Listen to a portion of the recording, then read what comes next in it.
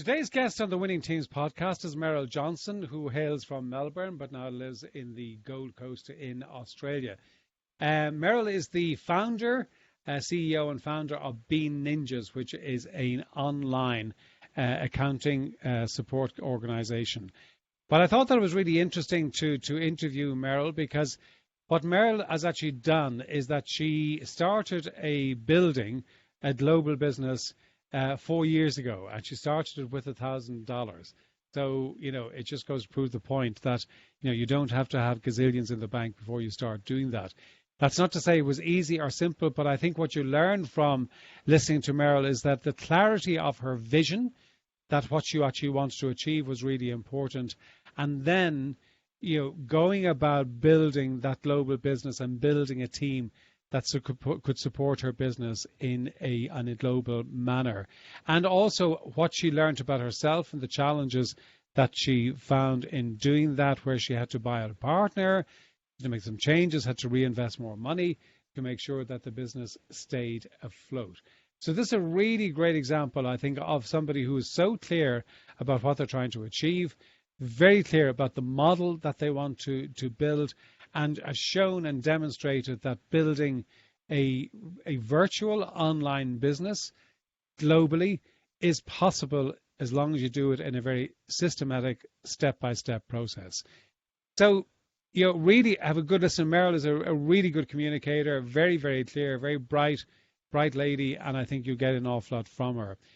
If you want to go to my website, www.johnmurphyinternational.com, you can really go there, loads of goodies, but I also would point you to a book that I'm very happy to share with you, which is all about how you can become a better leader, and the examples that I share in that book. And you can go in, stick your name in there, and we will actually send on that book to you electronically. So in the meantime, sit back and enjoy listening to Meryl.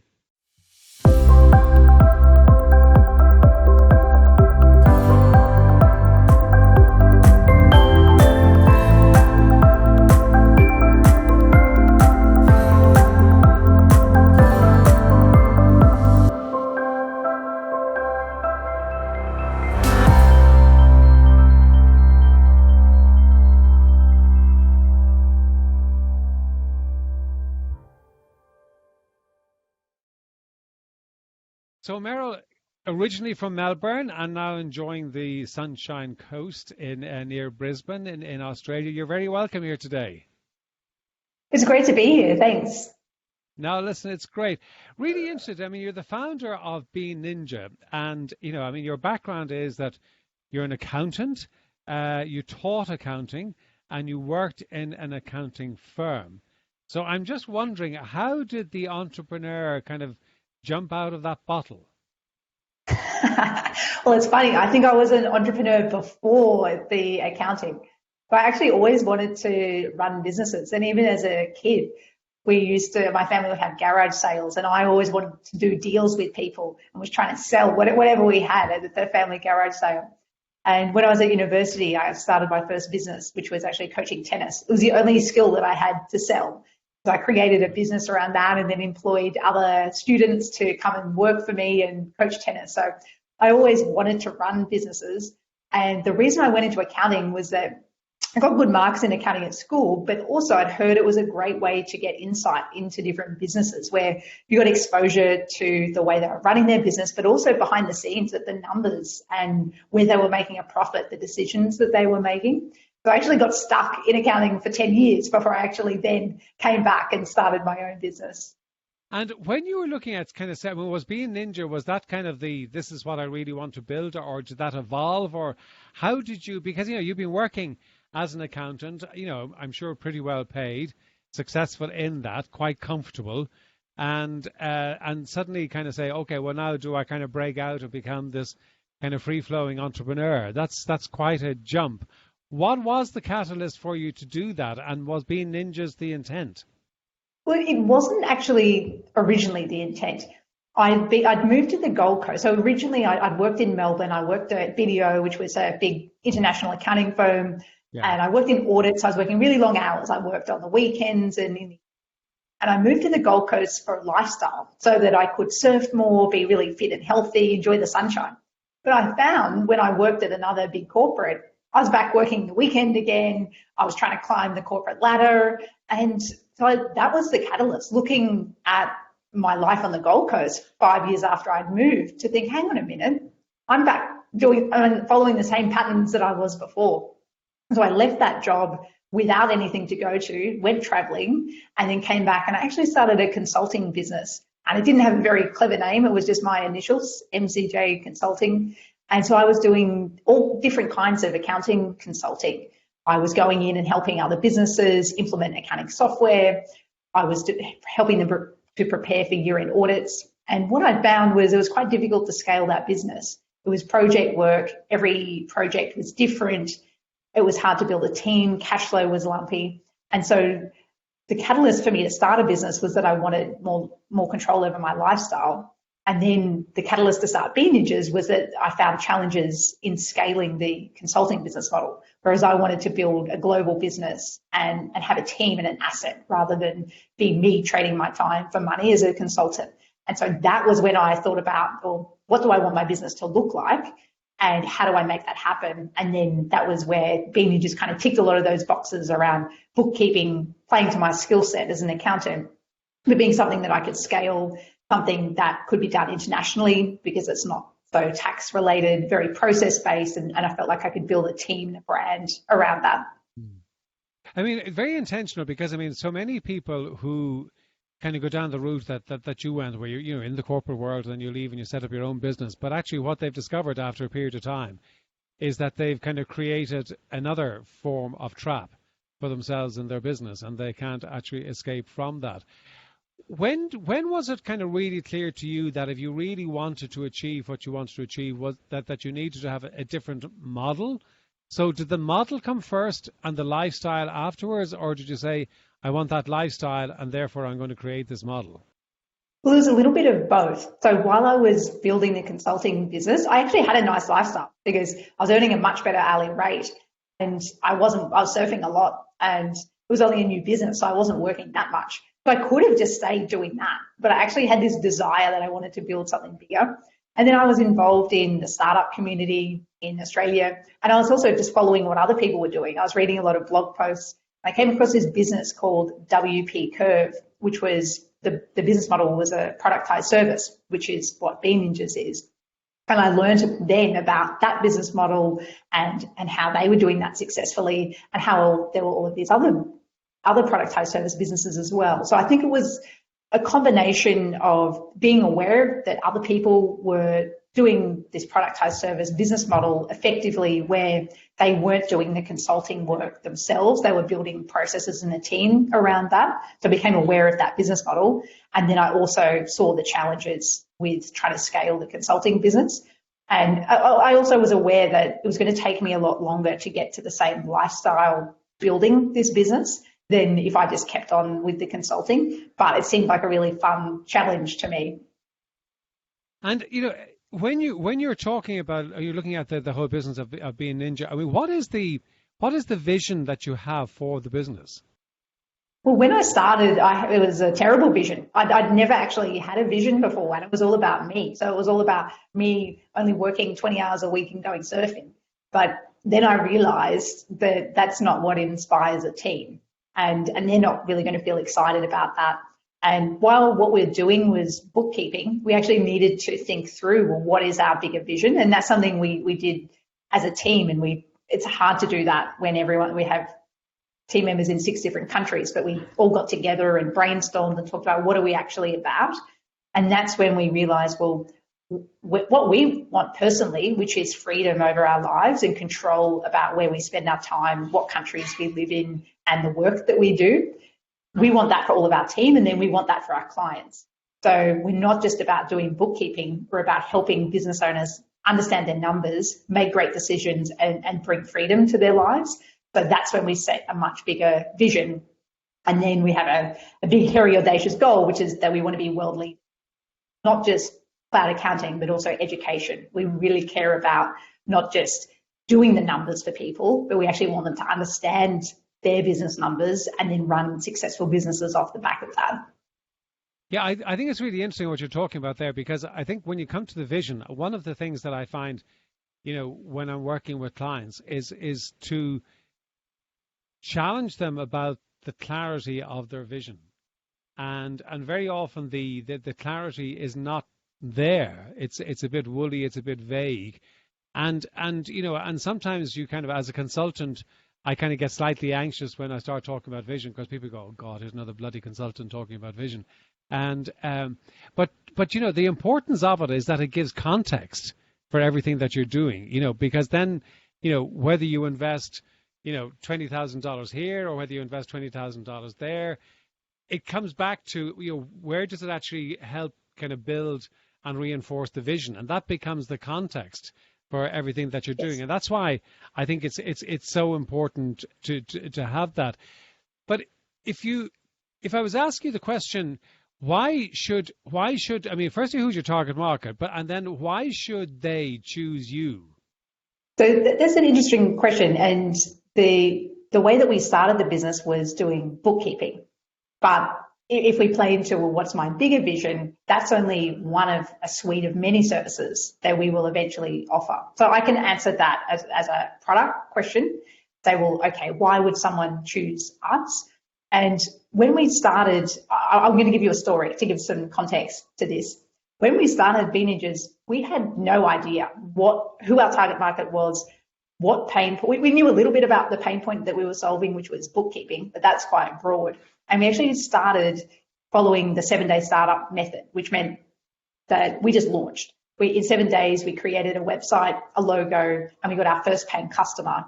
And we just whipped up a website and put some prices up there. And we didn't really know what we should charge, what our products were. And so it's really been an evolution. So it took us a couple of years to figure all of that out and think about, well, who is our ideal customer and where do they perceive value in what we're doing? And it's not just bookkeeping. And we figured out along the way that, well, where we add value is fast response times.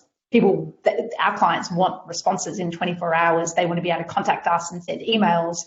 Even though they're often traveling around the world, they want their reports really quickly after the end of the month. They don't want a bookkeeper who's sending them reports 3 months later. And they want someone that understands their online business, where they're selling internationally. They might have a remote team themselves. So that we've realized that, but we didn't know that at the beginning. It took some time to figure that out. And the same with figuring out who our ideal client was, where we looked at, well, it's someone that's running an online business because we can provide value to them. And it's someone that they need to be big enough to afford to outsource bookkeeping and the cost benefit being there. So they probably need to be turning over more than 100,000. And once they're getting up to more than $5 million, they probably have their own internal finance team. And so that's getting a little bit big for us. And that's slightly different for service businesses and e-commerce businesses. They've got different margins. So there's a little bit of insight into why someone would pick us and then our target market. But we definitely didn't know that day one. Right. Okay. So if I was to ask you today, what do you believe is the single biggest reason that clients will come to you and then stay with you? What would you say it is? Is that we get them. So the clients that we work with, it's a new kind of business. It's a new way of doing business. And we understand that business model because we also are that modern kind of high growth, remote team, scalable business. And then we talk the same language. We understand how their business works and they enjoy working with us. But if I had to narrow it down to one sentence, I'd say that we get it, where a lot of other bookkeepers or accountants may not be familiar with these kind of businesses. Yeah. I mean, I think one of the interesting things, and I'd love to hear how you went about doing it, is that, okay, you started in Australia, but now that you've expanded, you're in the USA, you're in the UK, you're in Hong Kong, and and you referenced it there earlier on. In terms of building the remote team, I mean, I think there are a couple of things. Is that one, you're not really going to leverage your business unless you've got a team in place, because you can't do everything yourself. But I know the challenge of actually kind of hiring, training, developing, retaining, and really developing a remote team. And I'd love to hear how you've gone about that, what you've learned, and what do you see as being kind of the key things that you need to keep focused in on? So we started Beanages with the idea that we would always be scaling and building a team. So we knew from day one that that's what we wanted to do. And I think that was a good decision to make. It really helped us in getting the systems in place really early. So having everything set up in the cloud, but being conscious about documenting things we were doing with the idea that we would be delegating everything that we could as soon as possible. But we were a bootstrap business, so we couldn't actually afford to hire anyone for the first 6 months. We were earning $1, spending it, and we only put in $1,000 to start the business. So it really took a long time. It took 6 months to really get any kind of traction. But we hired our first bookkeeper 6 months in, and we already had quite strong checklists and processes around that. And then that was the evolution. From there, we gradually continued to hire and scale, systemize the business. And recently I had my daughter this year, and I was able to take a month out of the business and have the business grow while I was on maternity leave and not even checking emails. I had a month fully out of the business. And so that took 4 years to get to that point. And I had mapped out an organizational chart of all of the different roles, and my name was in a lot of them in the beginning, but eventually my name was removed from everything apart from the CEO role. So that's, I suppose, the end. That's where we got to. But there was a lot of pain and lessons along the way in building a remote team and figuring out who to hire. And if I had to share a couple of my lessons, one would be hiring the most experienced and best person that you can at the beginning, or best people, rather than trying to hire things like lower skilled VAs at the beginning. So I really got benefit when I hired people that could create their own processes. So rather than me handing over a task, I could hand over responsibility for a whole area and have someone else build a team around that and create processes and continue to improve it. So that would be one of my biggest lessons. Something else I look for when I'm hiring is that we're a startup, so we're changing very quickly. And so someone, particularly accountants, often want a lot of stability in their role, whereas we've had a lot of changes and changes with roles and how we do things. So I needed to hire people that were okay with change and could move quickly. And that took a little bit of learning.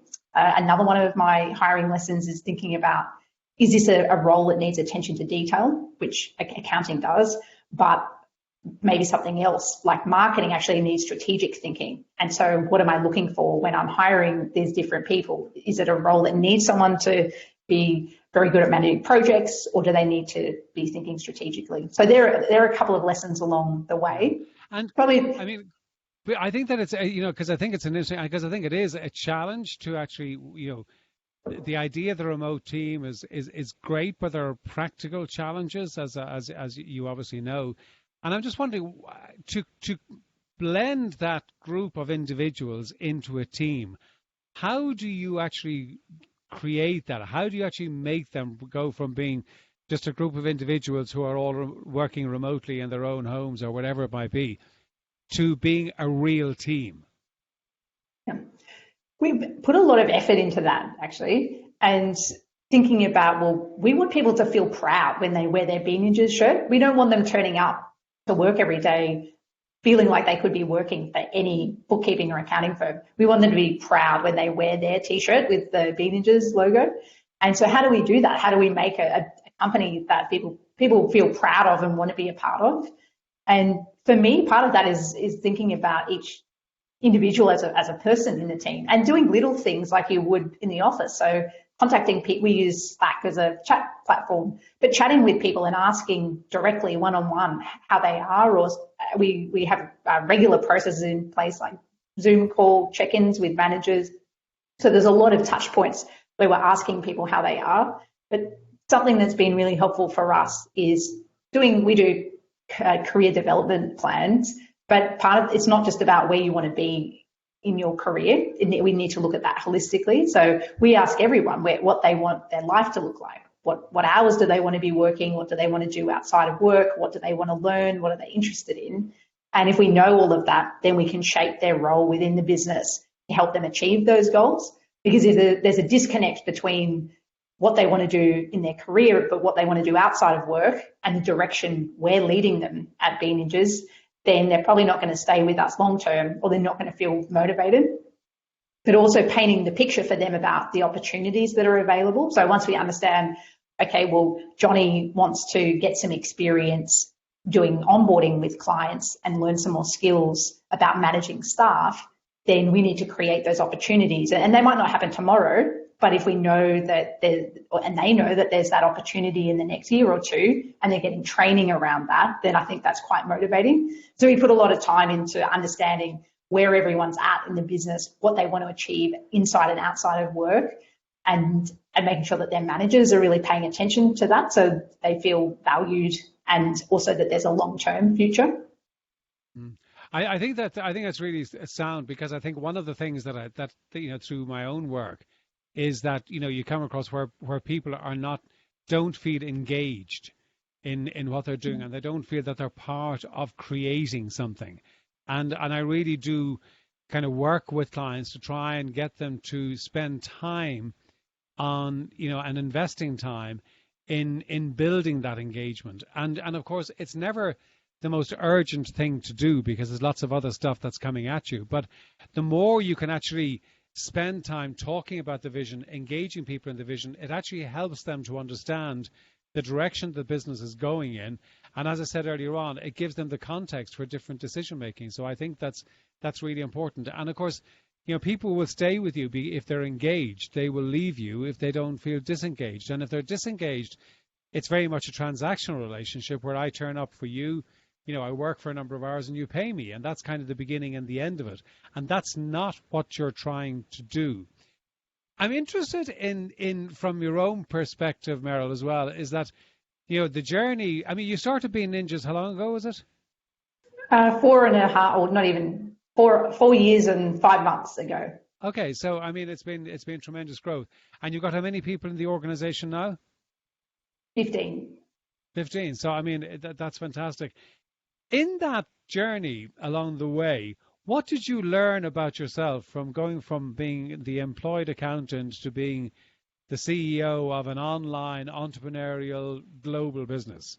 I've learned a lot, and I think I've evolved. I've had to learn so many different skills as a leader, but as the CEO, in the early days, I was doing everything. And I suppose one of the things I learned about myself there was hard times with Be Ninjas as well as things going well. And I learned that I could stick with it, and that even if things got tough, then I was going to persist and work at it and just keep on going, one foot in front of the other, until things got better. And there I'm specifically talking about, I started the business with a co-founder, and I bought him out 18 months into the business. And so that was a very challenging time where I put a lot of my own personal savings on the line to acquire the business, and things weren't going as well as we would have liked. I had to put more money into the business to pay staff at that time and make some really difficult changes. And it was tough during that period, but I suppose I believed that I could make changes and turn things around, and I just kept on working at it, and things did change. So that would be one of many lessons along the way. Yeah, I also think that from listening to you talk, I think that something that's actually hugely important is that you had a real clarity about the vision of what you wanted to create. And I think that does help when you've got that sort of clarity, because that becomes your kind of, your kind of guiding star, and you can kind of, buckle up and kind of take the blows and the challenges. So you really have developed that. When you look at your clients, is there an optimum time for the client to actually hire Be Ninjas in their evolution? Is there the right time? Well, it's funny you ask that. So we do work with a lot of businesses who say, "I'm not embarrassed to tell you, but I haven't done bookkeeping for 3 years." Say, "Oh no," but that's actually quite common. So I think it's important either to do your own bookkeeping or to engage someone like us from the beginning, because you need to have financial records and you want to know how much money you're making. From a cost perspective, sometimes it doesn't make sense in the first year or when you're first getting going. The priority is to make sales rather than do more administrative tasks like financials.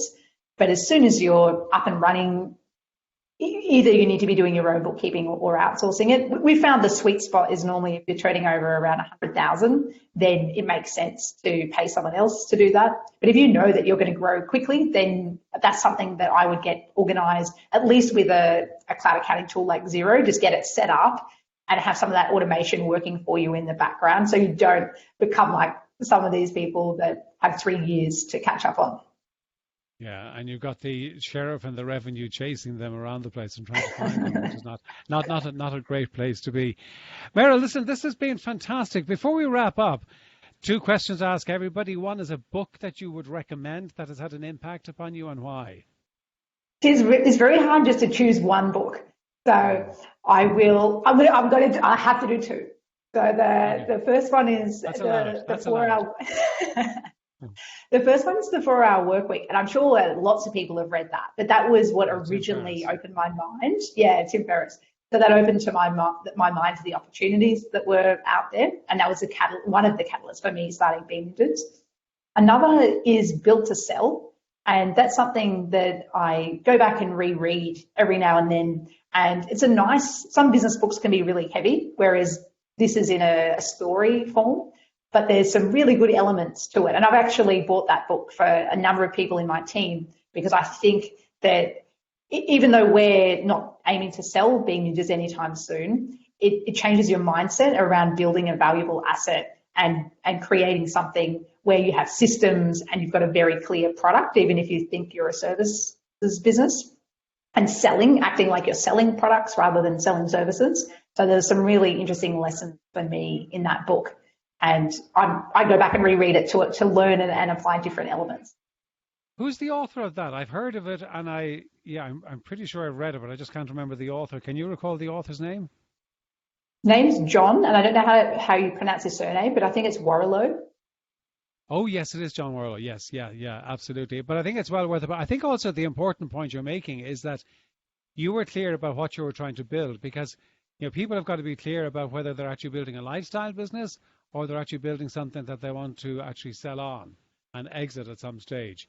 Now, while how you exit might be way down the line, but I think it's important to be clear about that. I know you mentioned that you've got a new daughter, which is probably a bit of a challenge when it comes to talking about rituals, but just curious, what have your rituals probably been in the past, and what are they now, and how do you manage them? In the past, I used to have quite a disciplined morning routine, and I would be up before 5 a.m. every morning, driving to the beach and surfing. But if I wasn't surfing, then going for a run. And I regularly did yoga, not every day, but a couple of times a week.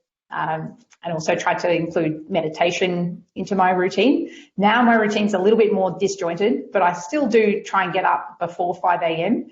It's normally actually my daughter waking me up rather than actively try to get up. And I still do try and exercise every day. Again, that can be challenging with work and with family life, but I still try and prioritize that. That's really what clears my head and enables me to think well and feel, relieve stress. And I do meditate at lunchtime. So I shut the door to my office and use the Headspace app and lie down on the floor. That's the time that I can do that. Again, not every day, but I try and do that at least a couple of times a week. Well done. I'm sure they stand you well. And yes, children do have a habit of interfering with those sort of rituals. I can vouch for that. Meryl, listen, it's been fantastic to talk to you. I've really enjoyed it, and I know the audience will too. Where can people reach out and find you and engage with you? There'd be 2 places. One would be our website, so Bean Ninjas, which is BEAN Ninjas, NINJAS.com. And we've got a blog there and a podcast, so I'm pretty active in engaging there. And I'm also active on LinkedIn regularly, and that's just my name, Meryl Johnston. You can find, in fact, I can probably give you a link to that if anyone wants to connect there. Well, listen, thank you so much. Continued success. I hope you get out and do a bit more surfing and manage to actually do that, but it's been a real pleasure having you today. Thanks so much.